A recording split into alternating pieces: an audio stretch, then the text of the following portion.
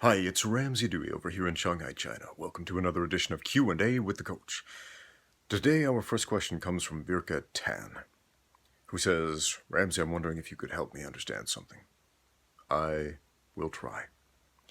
Every time I lift weights, once a week, I feel great the next day, but so sore the day after that I have to open up my muscles, thighs, back, and sometimes arms with different exercises. Before lifting, I warm up well and stretch as much and as well as I know how. I usually do 4 rounds of squats, 4 times deadlifts, 4 times cleans and jerks, and 4 times pull-ups. I don't feel like I do too much in one workout, but who knows. This soreness on rest day number 2 has been going on for a long time, so I can't imagine it would only be because of weak muscles. And after a 2-hour boxing workout, my calves and thighs are burning, but I never get sore the day after. Maybe my diet is missing something, I sleep and rest enough. I'm pretty sure that is not the issue. Or maybe my body and metabolism is just like this. Alright, Virka Tan, my friend, you are not a freak of nature. Here's what's going on. You're lifting once a week, and then as you mentioned, you have 2 rest days afterward. So what's happening is your body is stagnating. And you're simply not moving enough to move the lactic acid out of your muscles. Your rest days should be active recovery. You gotta move, man. You've gotta move to get the blood coursing through your body, to get the impurities out. When we exercise, we produce lactic acid. And that builds up in your muscles. That's what makes you sore. That's what makes that painful sensation a couple days after an intense workout. But here's the thing, if you keep moving, it will reduce the soreness. That's why, say for example, massage works. Because you are pressing, applying pressure, moving those muscles around. And when you do that, it makes the blood move around through the muscle. Helps circulation, and so it reduces the soreness. Now, you don't need to get a massage every time you work out. What you need to do is move, and keep moving. Now, after you do a bunch of squats and deadlifts, that doesn't mean the next day you do more squats and deadlifts. Unless you're a maniac, like me maybe, but what you need to do is keep moving. At the very least, get up and walk. Like 30 minutes every single day, at least. Get your muscles working, get them moving. Think about the warm-up that you do before you lift weights. What is that? Why do you do that? An ideal warm-up for weightlifting is weightlifting. It's going through the same movements that you're going to use when you lift weights, but with less weight. For example, if you're going to squat with some heavy weight on the barbell, do some of those squats without any weight at all, and then pick up the barbell with nothing on it, and then put some smaller plates on it, and then some bigger ones. Pretty simple warm-up. Why do we do that? So as not to stress the muscles out too much when we pile our max squat on there, on the barbell. That's not advisable. At the same time, we should take as much care and precaution as far as recovery goes. Because if we just sit around and rest and sit and don't move and stagnate and essentially become sedentary, yeah, your body's going to get really tense, it's going to start tying up into knots, and you're going to feel really sore, and you're not going to be very motivated to keep moving. If you have the time, I would recommend lift more than once a week. If you can periodize your lifting schedule, that means, essentially, as simply as I can put it, change the muscle groups that you are working on a regular basis. You can lift every single day without overtraining. And the beauty of that, the beauty of periodizing, is that it keeps you moving and it keeps the blood flowing, if you will, keeps it coursing through your body. And you're going to get a lot less sore moving more than moving less. Weird, right? That's how it works, though. So get up and move on your off days. Active recovery. Next question. Our next question comes from the Krav Maga Kid, who says, "Hello, Ramsey. I've been training jiu-jitsu for 3 months now, and I'm doing really well in it. Cool. With some exceptions. Also cool. We need those exceptions, my friend. Recently, I've been thinking about competing in my first tournament. Is there any way I should prepare for that? Some more information about me. I'm 14 years old. I'm training 4 times a week in grappling and 3 times in striking. I'm a small, athletic guy, the most athletic out of my BJJ class except for the coaches." Interesting. Yeah. What you don't want, as far as jiu-jitsu goes, is to be a big fish in a small pond. So that last part kind of concerns me a little bit. But if you are the most athletic guy, if you're the best guy in the room, especially if you're just starting out, that part has me scratching my head a little bit. But if that is the case, and let's just imagine this is the best jiu-jitsu school available in your area, here is some advice. Roll with everybody until the smallest, weakest, least athletic, least experienced person in the room can submit you. And do that regularly. So, as far as tournaments goes, it shouldn't be this big scary deal. I mean, go and do as many tournaments as you can. It's good experience. It's good experience to, well, get you used to performing in front of a crowd, get used to performance anxiety, and all of these other variables that are impossible to train for in the gym, but to do it in a relatively safe way, as opposed to, say, jumping into a pro cage fight as your first foray into combat sports competition. So jiu-jitsu tournaments, that's an easy way to get your feet wet in combat sports. So just go do it, man.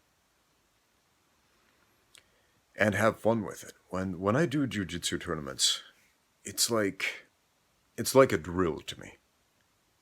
It's always kind of funny. I go there and I can see all these people really nervous and very emotionally invested in the idea of like winning these tournaments. Like, oh man, oh, and they're all hyped up. They're on an adrenaline trip. And man, me, after a decade of professional fighting in 5 different combat sports, man, after doing all these ring sports and cage fighting, and facing some stone cold killers, man, facing some absolute killers, getting on the mat with someone who's just going to grapple with you, no big deal, man. I mean, that's like class. That's what you do at the gym. That is a training exercise to help get you ready for the real thing. So for me, going to a jiu-jitsu tournament was never a big scary deal. It was just like, okay, this is a fun thing I'm doing.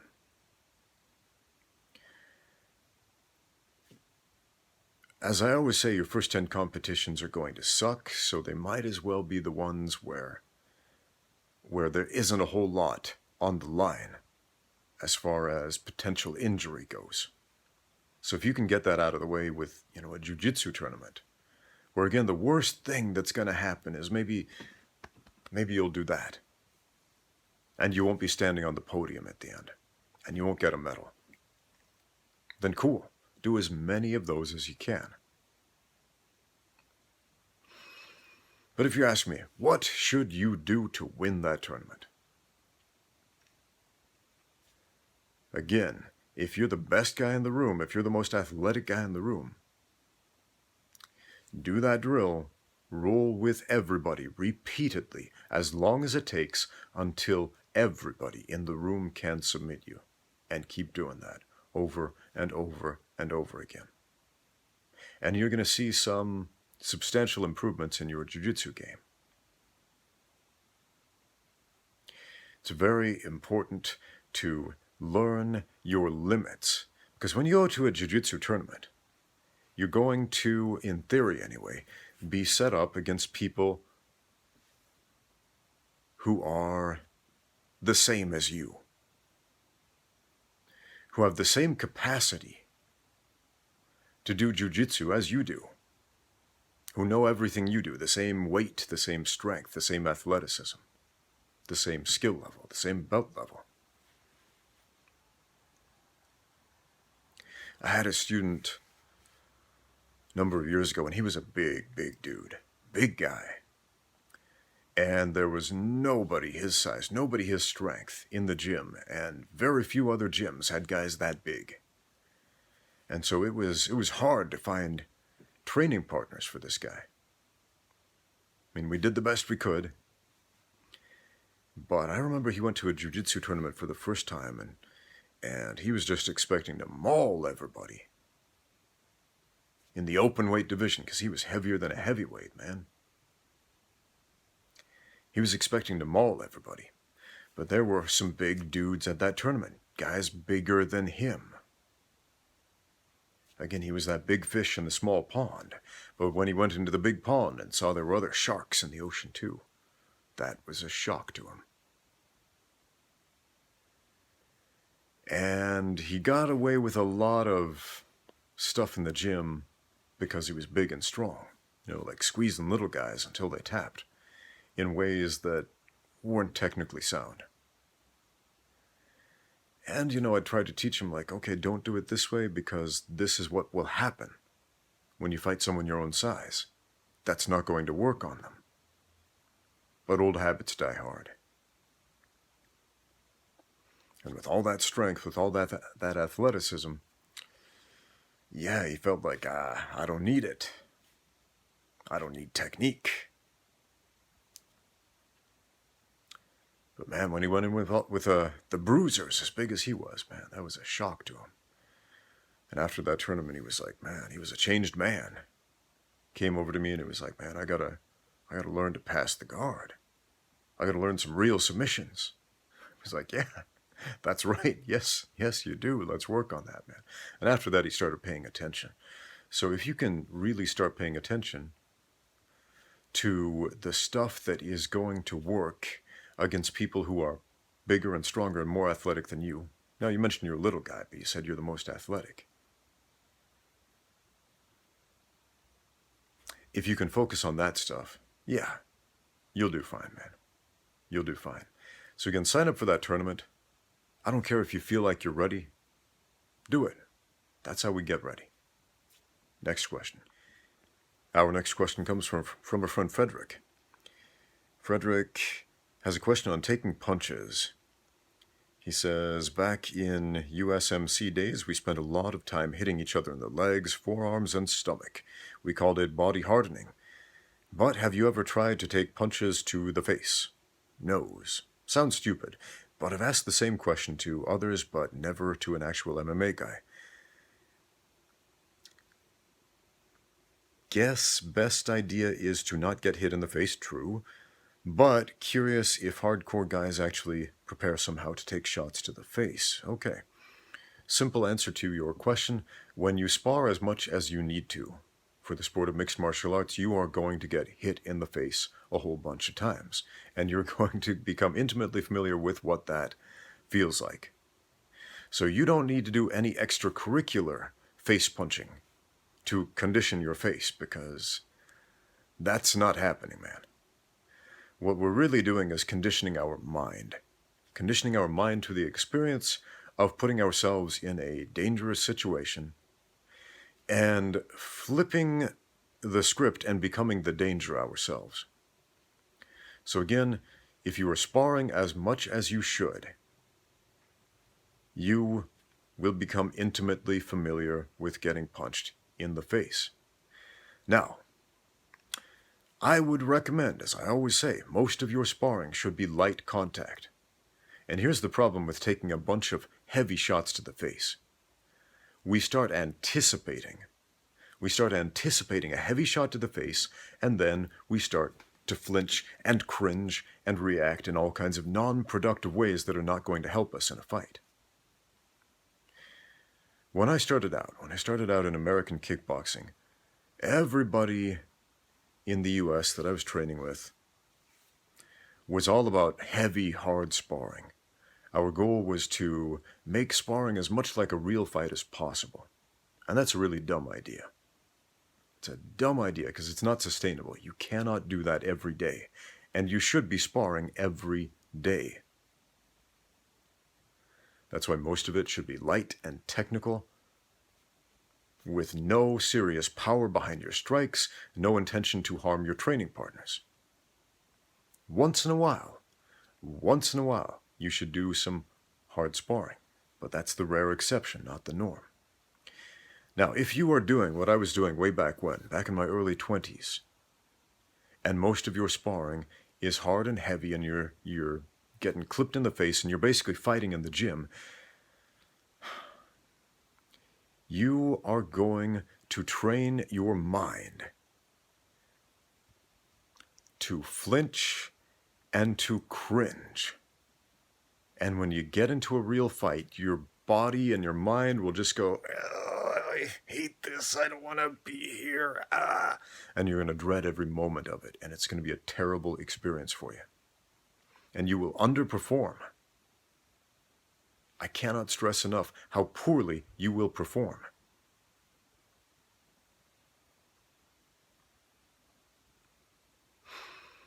But when you train your mind to recognize, I am in control of this situation, I am not going to take an unacceptable amount of damage, I'm going to be fine. You're going to have a much more positive experience.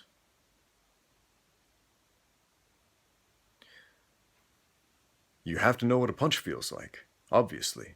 If you go into a professional fight, or any fight really, any full contact fight, having never experienced what a punch in the face feels like, yeah, that's going to be a shock to your system that's going to shut down everything. And you're going to freeze. And that's going to suck. That's why we got to spar. Mostly light, a little bit heavy. A little bit. Man, there was a boxer who died in a sparring session this last week from a body shot. A body shot. Most boxers who die while boxing, it's because of brain trauma. But man, this guy died of a body shot. So yeah, man, be very, very careful about sparring. Do it at a level that you can repeat that process every single day. Be smart. Err on the side of caution when applying the power to your strikes. Next question. Our next question comes from Raid Unhinged. He's got a pretty long question, wrote me quite the letter here. But basically he took my advice and read Jack Dempsey's book, Championship Fighting, which is awesome, and he loved it. And he paid close attention to all of the principles Jack Dempsey taught, and then when he started taking a look at boxing gyms out there, he noticed a lot of them were not teaching some of the things that he taught. And, well, that's in the book, man. Jack Dempsey in his day wrote about how a lot of people were teaching boxing wrong. And I'm not saying every gym out there that doesn't meet everything on that checklist is no good. Absolutely not. It's just that boxing is taught differently everywhere. Everywhere, man. One really simple example. In the United States, all of the boxing gyms that I've visited, except for one,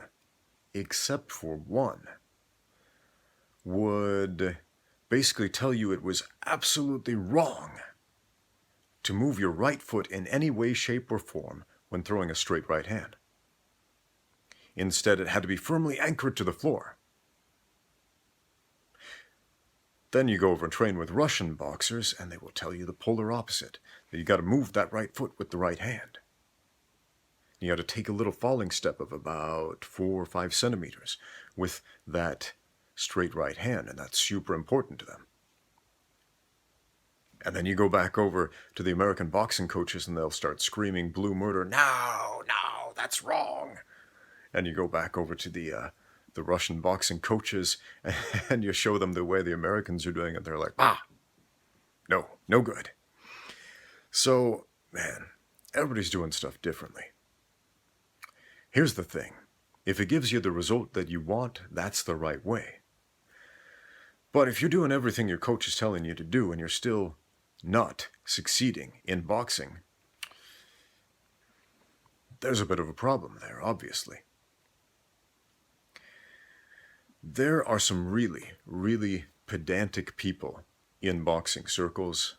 There are some really, really dogmatic people in boxing circles, which is weird because the sport of boxing has evolved so much. It has changed so much in the last 100 years. It has never really been the same sport. From one decade to the next, it really hasn't. I mean, man, if you look at, Jess Willard, the heavyweight champion before Jack Dempsey, he was fighting using the old English boxing stance that everybody today erroneously seems to call the Irish boxing stance. It was called the old English boxing stance, or the defensive boxing stance. And then Jack Dempsey came and used a forward offensive stance and started bobbing and weaving and did some stuff nobody had ever seen in the ring before. Changed the world of boxing forever. And then, even like 20 years before that, you had Tommy Burns using a totally different stance, very similar to the way a lot of karate fighters in MMA use their stance today, like Lyoto Machida, Conor McGregor. Look at the footwork. It's virtually identical to those guys. And he was doing that in boxing back in the early 1900s. So, yeah, man. Boxing is a work in progress. It's the most well-established, long-running, popular combat sport in the United States, I think. You might say, well, what about wrestling? Well, yeah, I mean, wrestling is ancient and all that, but I'm talking about like professional combat sports. I'm not including professional wrestling since that is sports entertainment rather than a professional combat sport. It's not fake, it's scripted, guys. There's a difference.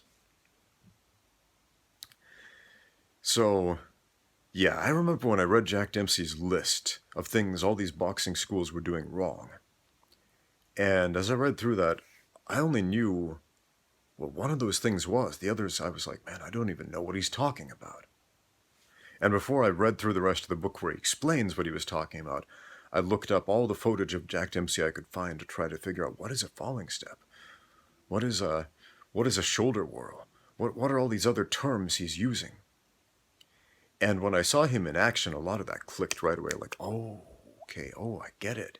Yeah, that is something that I see a lot of boxing schools don't teach or don't pay attention to.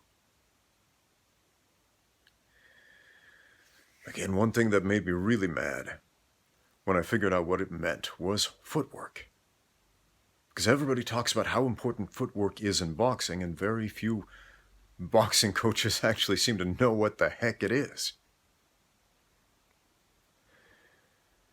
Anyway, so yeah, it's a great book, and it's an excellent guideline to choose a boxing school.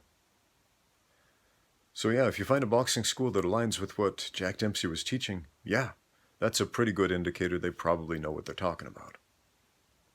But again, if they don't meet everything on that checklist and they're doing things a little bit different, that's not necessarily a big red flag, because like I said, boxing has come a long way since the year 1919, when Jack Dempsey knocked out Jess Willard. Next question. Our next question comes from the Grinder Man, who says, if there were no weight classes in MMA, the top heavyweights would dominate, probably. And there's some light heavyweights and middleweights who would probably do really well if that were the case, but yeah, the heavier guys would definitely dominate. I'm with you there. So considering I've started to learn some combat sports for self-defense and fun and exercise, Should I be trying to put on as much muscle as possible? I'm 6'2" and skinny at the moment. I've been doing a little strength training, but my cardio sucks. Not sure what to focus on first outside of class time. Okay, yeah, that's a fair point. If you are training for self-defense and you're not trying to fit into a weight class for competition, then yeah, get as big and strong as you can. One of the big things that everybody's worried about as far as self-defense goes is what if somebody bigger and stronger than me attacks? And so they go through all these technical movements, well, we'll do this move and this move and this move or whatever. And nobody says, hey, why can't you be the bigger, stronger guy? After retiring from combat sports, after retiring from professional fighting, I had this epiphany, which was I had spent a great deal of time over the years trying to fit into certain weight classes and not get too big so I couldn't fight as a featherweight or a lightweight. I mean, I fought in 4 different weight classes: featherweight, lightweight, welterweight, middleweight. And man, middleweights hit so much harder than featherweights or lightweights. And cutting weight sucks, man. It really does. And I had this epiphany when I was grappling with this really big guy who was just handling me on the mat with very little experience. He was like twice my size, and I thought, man, if I was twice his size, I'd squish him. Man, if I was just a little bit bigger, I could handle him. And what did I do? I had this epiphany. I don't have to be the small guy in the gym anymore. I can put on some weight. I can put on some muscle. And so I did. I started eating a whole lot of food, like doubling, tripling my calories. And what happened? Man, I packed on 30 pounds of muscle. And I remember going back to that big guy, and I grappled with him, and I did handle him. He was still a lot bigger, but man, 30 extra pounds of muscle, you can do a lot. You can impose your will a whole lot better with 30 extra pounds of muscle than you can when you're a skinny little dude. So again, if your goal is self-defense and you're not trying to fit into a specific weight class, yeah, get as big as you can. Eat good food, eat a lot of it. Lift heavy things. Next question. Our next question comes from our friend Tai Chi Misconceptions. He says, I watch your videos because they help remind me to stay motivated. Well, thank you. Thanks for the consistency, and thank you. Also, weird question. I'm bracing myself here because I've heard some weird questions on this channel. But let's dig into it. Also, weird question. What is your experience with people as they prepare to harm another human being for sport? Well, that's not a weird question. That's a pertinent question to all combat sports. He goes on to say, I learned Tai Chi because I only wanted to know enough to keep me safe on the streets, which it did. When it works, it has an amazing habit of diffusing situations quick in a way that does not involve cops. Now I want to try local combat sports, but despite the violence I overcame, I have never hurt someone physically. No one is going to tap out due to bruised ego, and I doubt I am that good at defense. I could hold them off for that long. Is this something I have to find in the moment, or is there a book you got? Okay. How do you prepare to hurt another human? What is my experience with that? That's one of the hardest things in combat sports. It's not technique, it's not developing power, it's not position, it's none of that stuff. For most people, it is becoming willing to hurt another human being. And that's hard. For most people. For psychopaths, it's pretty easy. But most people are not psychopaths. One thing that makes it a whole lot easier as far as combat sports goes is trusting the referee, trusting that the referee will do his job and not allow you to kill your opponent. If you trust that the referee will do his job, then you can go nuts. And there is a high probability that you will not kill your opponent.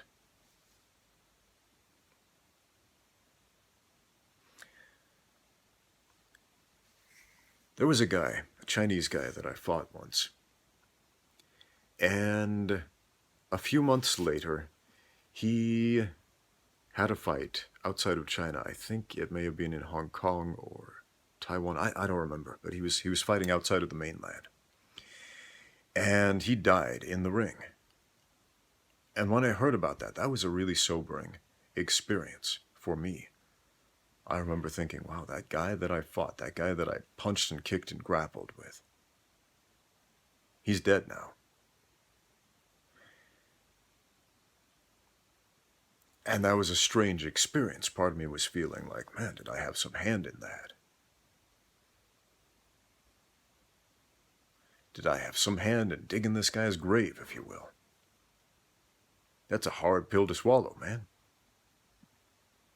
As I mentioned before in this video, recently there was a boxer who died while sparring when his opponent gave him a body shot. Not a headshot, but a body shot. Man, how must that guy feel? That would suck. I had a student some time ago, and she was a vegan because she didn't want to hurt anyone or any animals or any people, or she wanted to reduce all of the harm and the pain in the world and inflict as little damage on the world as possible. And that's an admirable goal. But it made it really, really hard to teach her combat sports because she had these two conflicting ideas. I want to learn to be a cage fighter, and I want to never hurt a fly. Like literally, never hurt a fly. And so getting this girl to the point where she was able to punch or kick someone or try to strangle someone or do any of these combative techniques was a real challenge.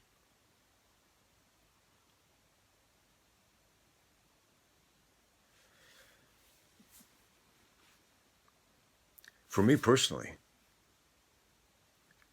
that was one of the biggest challenges for me, getting myself to the point where I felt like it is okay to punch somebody with bad intentions. It's okay to try to injure somebody.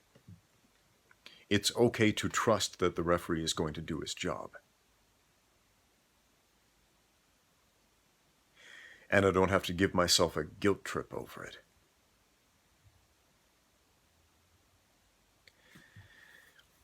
That is one of the reasons I say everybody should train, but not everybody needs to fight.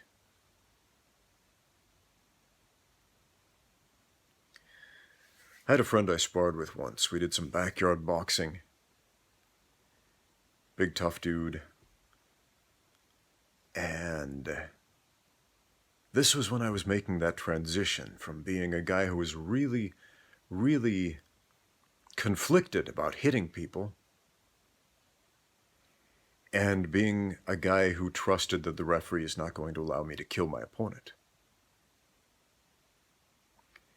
And I remember we were boxing, and I was just pawing at him really lightly, and he said, "Go on, hit me." And I pawed at him a little bit more, and he said, "Hit me."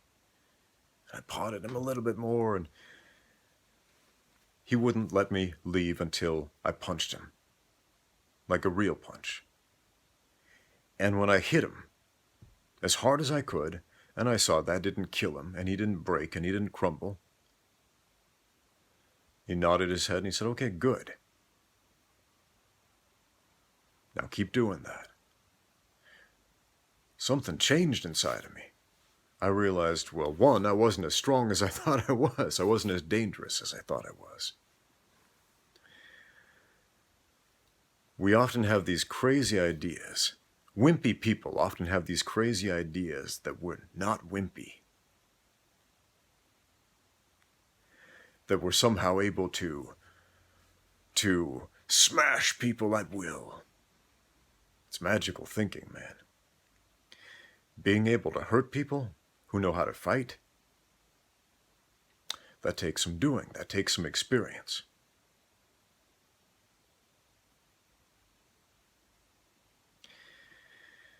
So, yeah, I wouldn't think over it too much. I wouldn't worry yourself over this issue too much. Instead, do what I always tell people to do. Thanks for watching. Now get out there and train. Yeah, I know my video got cut off a little bit early, but that was what I was going to say. Get out there and train. Don't overthink it, just train.